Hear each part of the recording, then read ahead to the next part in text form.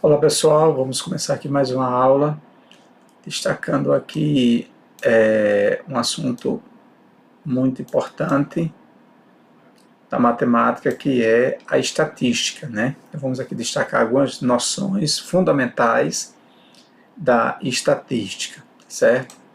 Então vejamos aqui,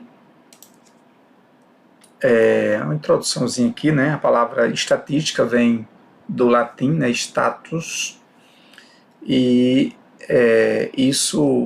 esses conhecimentos estatísticos, ele vem desde a antiguidade, né, através das contribuições de vários povos, segundo a educação matemática, que já registraram, né, número de habitantes, né, e de nascidos, né, de uma determinada família, fazer estimativa das riquezas e distribuições equitativamente das terras, das civilizações, dos povos, né, cobravam impostos, né, por meio de processos matemáticos chamado de estatística.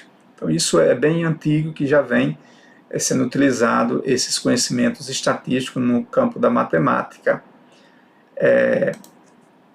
Outro dado importante, na Idade Média, né, nós observamos aqui, colhiam-se informações, geralmente com a finalidade de cobrar tributos, né, ou quantificar as armas, né, dos guerreiros, dos cavaleiros, daquele contexto para as suas guerras. Então havia um registro estatístico, né, até então.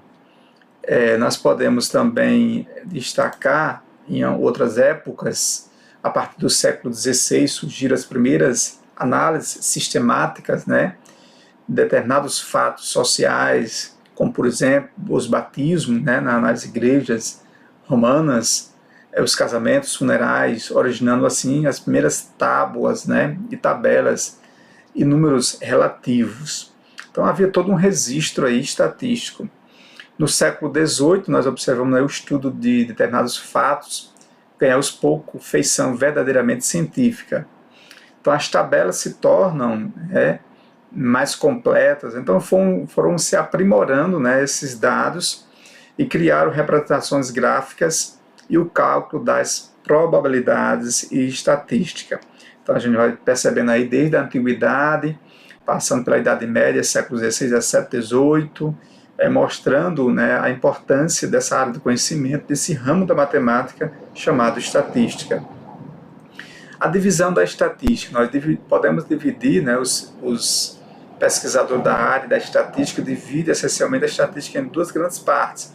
A estatística descritiva, né, vai ter como o seu objeto de estudo aí, né, seu objetivo descrever as situações, né, por intermédio do estudo das propriedades de uma determinada amostra, procedimentos para coleta, né, coletar e organizar dados e apresentá-lo posteriormente, né, os dados numéricos, por intermédio de tabelas e gráficos. Então essa aí é a estatística descritiva, descrevendo os fatos, certo, de uma determinada população. E a estatística indutiva ou inferencial, conhecida, né, certas propriedades da amostra da população por descritiva, né, a estatística indutiva procura fazer a sua análise com base na estatística descritiva. E aí vai em busca da sua interpretação dos seus dados, inferindo, né, induzindo ou estimando, né, as leis de comportamento para a totalidade ou parte desta população. Vamos entender também esse termo, população, alguns termos importantes desse universo da estatística. Mas aí, a priori, a estatística ela vai dividir-se aí essencialmente nessas duas partes, a estatística descritiva e a estatística, né, indutiva, inferencial. Então vejamos aqui, outro dado importante é entendermos, né, esse conhecimento da estatística, destacando aí esses dados importantes. O primeiro dado aqui é a própria estatística, né? O que vem a ser estatística? É um ramo da matemática, né?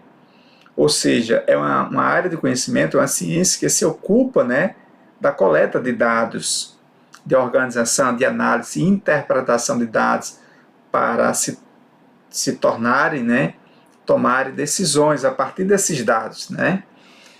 Então esse ramo da matemática que registra e vai coletando esses dados e interpretando, né, para se tornarem decisões. A estatística ajuda na leitura e interpretação da realidade que está à nossa volta, né, auxiliando na resolução das problemáticas do dia a dia. Boa parte das informações divulgadas, né, pelos meios de comunicação. Então, tem uma fértil aplicação no campo de atuação humana, educacional, da engenharia, medicina, etc. A medicina utiliza muito a estatística, né? A engenharia também. Então, várias áreas de conhecimento lançam mão desse conhecimento matemático, que é a estatística, para quantificar e trazer resoluções das problemáticas da sociedade de então.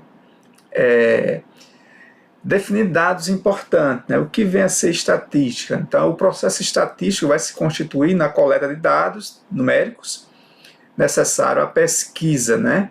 Apuração de dados, soma e processo dos dados obtidos de acordo com os critérios escolhidos, a apresentação de dados através de tabelas, gráficos e análise dos resultados. Definindo termos importantes, né? Nós vamos ver aí também os tipos de gráficos e tabelas, muito interessantes aí, vários tipos de gráfico. Um termo extremamente importante no estudo da estatística é o termo de população. O que vem a ser população? A população, na verdade, na estatística, vai ser o conjunto, né, de todos os elementos, pessoas, medidas e outras evidências desse universo que chamamos de população, né, a ser estudado. Então, é tudo aquilo do meu interesse. Então, a população vai ser aquilo que eu quero pesquisar, coletar dados de uma determinada população, sei lá, uma população de pessoas da idade de 60 a 70, de pessoas pardas de uma determinada região, índios, negros, brancos. Então, vai ser minha população, certo? Que é esse conjunto de todos os elementos, né? De meu interesse. Então, são todos os elementos do nosso interesse, o conjunto do universo, é chamado da população, certo? Vai fazer uma pesquisa sobre uma população X, né? Então, aí como o próprio conceito nos traz essa ideia de população, né? Um conjunto de elementos do nosso interesse que nós vamos pesquisar. Por exemplo, eu quero pesquisar a população de araras azuis, né? Se elas estão crescendo, diminuindo, decrescendo. Então, é um tipo de população. Então, esse termo de população no estudo da estatística é muito importante. Outro termo importante é da amostra. A amostra é um subconjunto de membros de uma população. Observa a imagem. Então, nós temos a população, né, o todo, conjunto de todos os elementos do meu interesse, e dentro dessa população eu vou fazer uma amostra, vou tirar uma amostra, que é um subparte, um subconjunto desta população. Então, isso aí está bem esboçado para nós termos uma ideia clara do que vem a ser a população. População e amostra, né? O censo, né, vai ser um conjunto de todos os dados obtidos, né, membros de uma população. O censo vai ser os dados estatísticos dos membros de uma população. O censo, aí o IBGE faz muito isso, né?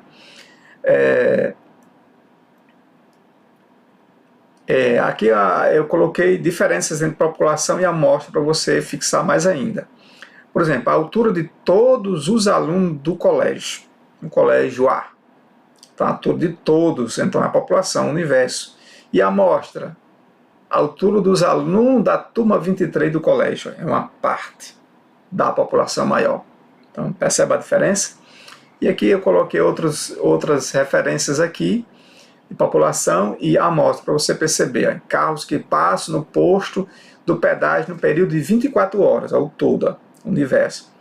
E aí que eu vou especificar carros que passam no posto de pedágio no período de 11 horas a 12 horas. Está específico, né?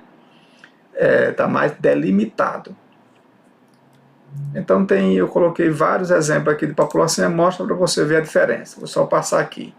Então, produção de dias de uma fábrica, né, e por aí vai. Você vai observando isso aí de forma bem clara e vendo as diferenças entre população e amostra, tá certo? Então, interessante você ter essa ideia bem clara do que vem a ser população e amostra, porque você vai trabalhar muito com essa questão aí. Definir termos importantes, relevantes. O rol, nós vimos aí o que é uma população, um conjunto dos dados do meu interesse, né? População de arara, da cor azul, né? Meu universo é a população. Vimos depois a amostra, uma parte, por exemplo, a população de araras, né? De uma determinada região cresceu, decresceu, então é uma amostra que tinha, por exemplo, um bico quebrado, por exemplo, uma asa de cor diferente, né? Só um exemplo. Depois nós vimos aí a questão do censo, né? Que na verdade são todos os elementos de um conjunto específico, e aí o rol, muito importante no estudo da estatística, você compreender aí o que vem a ser um rol. Então chama-se rol toda a sequência de dados numéricos dispostos em ordem crescente ou decrescente. Então geralmente quando você faz a pesquisa está todo lá embaralhado, né? Desordenado, então você vai colocar numa ordem crescente ou decrescente. Então essa ordem decrescente ou crescente chama-se rol. Veja o exemplo, as notas em geografia dos alunos de uma turma foram. Então tá aí as notas, toda aleatória, aí você coloca em rol, ou seja, na ordem crescente ou decrescente, você que escolhe. Eu gosto sempre de colocar na ordem crescente, né? Outro termo importante são as variáveis, né? O que são as variáveis? São os valores que assumem determinadas características dentro de uma pesquisa, ou seja, são características, propriedades que podem ser medidas, certo? Existem dois tipos de variáveis, as variáveis qualitativas, o próprio nome já está dizendo que expressam uma qualidade, e quantitativa, que expressam uma quantidade, né? As variáveis são os valores que assumem determinadas características dentro de uma pesquisa, ou seja, características, propriedades que podem ser medidas. E aqui o primeiro tipo de variável, né, a variável qualitativa, são as características que não possuem valores numéricos quantitativos. São definidas as variáveis qualitativas em nominais e ordinais. Por exemplo, as nominais, não existe ordem, não pode ser medidas, vamos dizer assim, né? Não existe uma ordem. Nominais, por exemplo, o tipo de sexo, cor dos olhos, azuis, castanhos, pretos, fumante ou não fumante. Então, é um tipo de variável qualitativa nominal, né? E qualitativa ordinal, tem uma ordem, primeiro, segundo, terceiro, quarto, início, intermediário, término. Então existe uma ordem. Então existe as variáveis qualitativas nominais e as variáveis qualitativas ordinais. Existe uma ordem. E depois nós temos as variáveis quantitativas. São as características que possuem valores numéricos, quantitativos. Você consegue quantificar. E elas podem ser dois tipos, as variáveis quantitativas, as discretas e contínuas. Possuem características mensuráveis, discretas. Por exemplo, o número de filhos, número de cigarros, número de pessoas fumantes, né? Vamos dizer assim também. E as contínuas, por exemplo, o peso. Existe o peso, fulano tem, sei lá, 70 quilos, 80 quilos. Então, de forma contínua, né? A altura, o tempo, o relógio, né? Então são contínuas, né? Então as variáveis quantitativas podem ser discretas e contínuas. Então, só para sintetizar mais ainda, existem essas duas tipos de variáveis, as qualitativas, nominais e ordinais, e as quantitativas, discretas e contínuas, ok?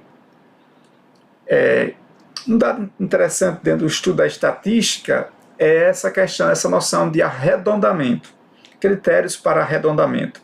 Eu queria destacar isso aqui. Só observa aí, em muitas situações de cálculos estatísticos, nós temos números com grande quantidade, né, de casas decimais, ou até casas decimais infinitas, como é o exemplo, por exemplo, no caso aí da distância periódica, impossibilitando determinada dificuldade dos cálculos. É o π, né? 3,14, então tem uma quantidade de casas decimais muito grande, só para exemplificar aqui. Então nós precisamos arredondar isso aí. Assim faz necessário arredondar para uma quantidade finita de casas decimais. Então esse arredondamento, né, é interessante. Então o processo de arredondamento consiste em obter um menor erro ao representar o último algarismo de um número. Deixar o número mais redondinho, né, para compreender mais o dado estatístico.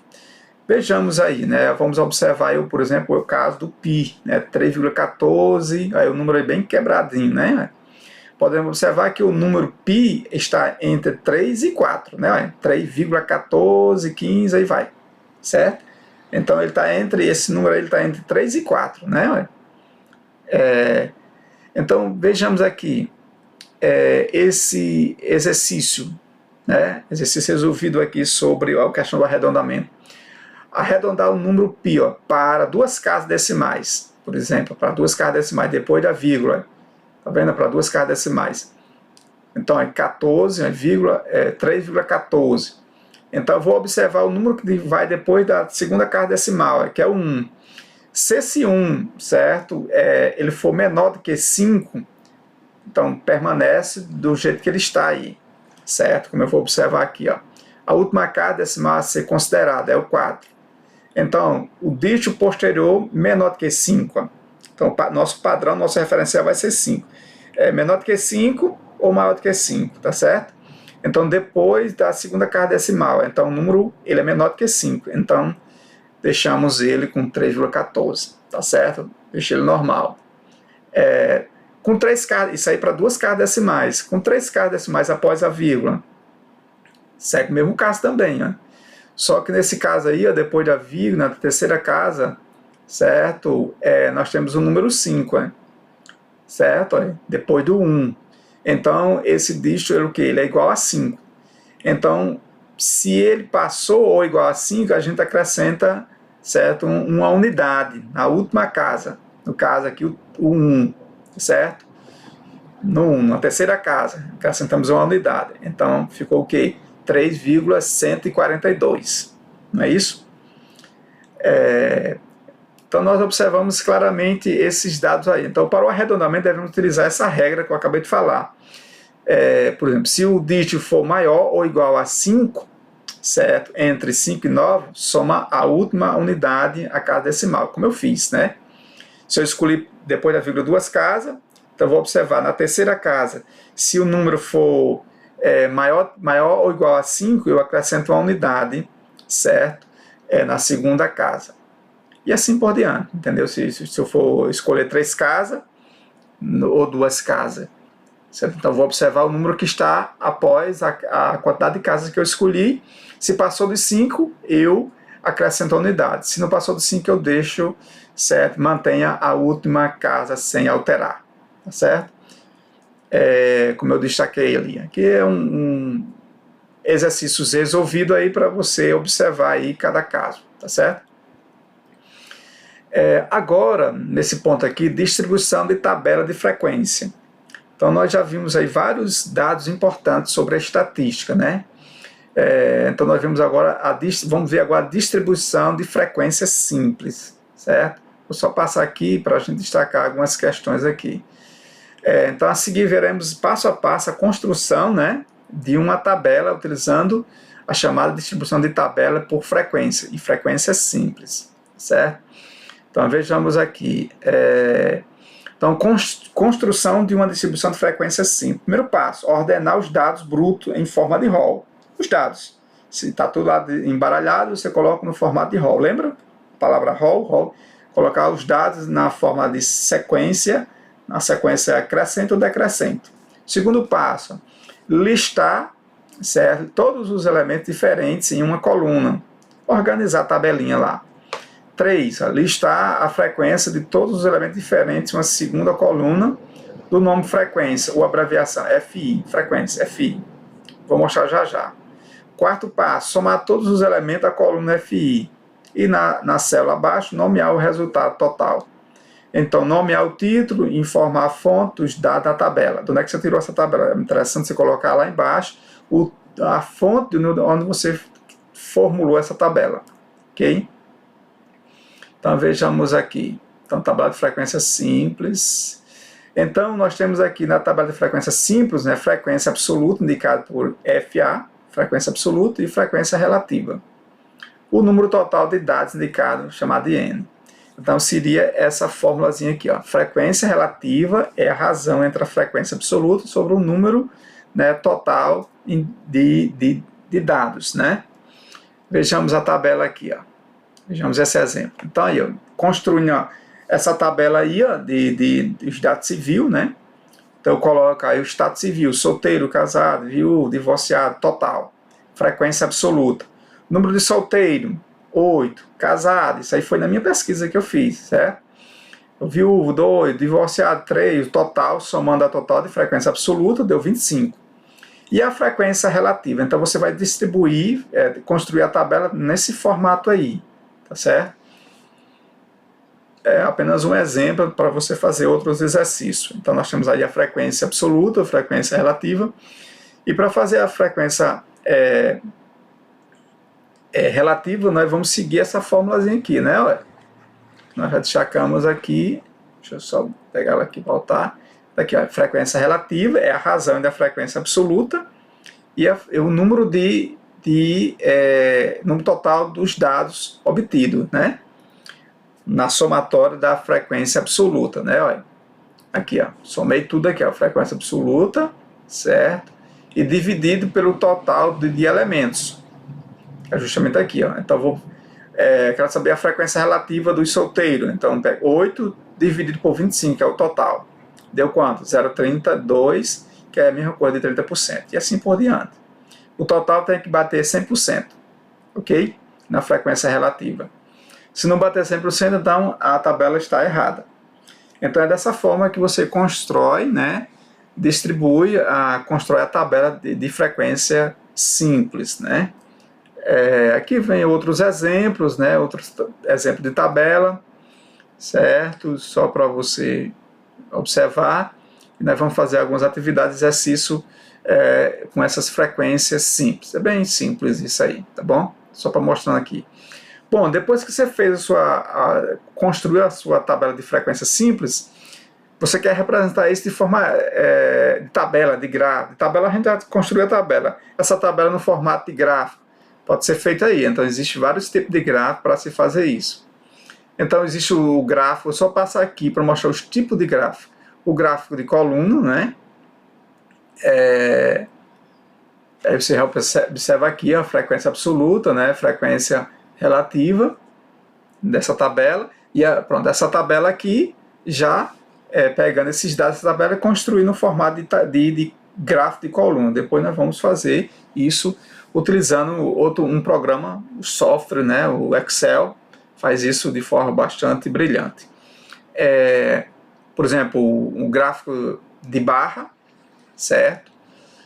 Um histograma, na verdade, um histograma ele representa, né, graficamente uma distribuição de frequência de classe, no caso aqui.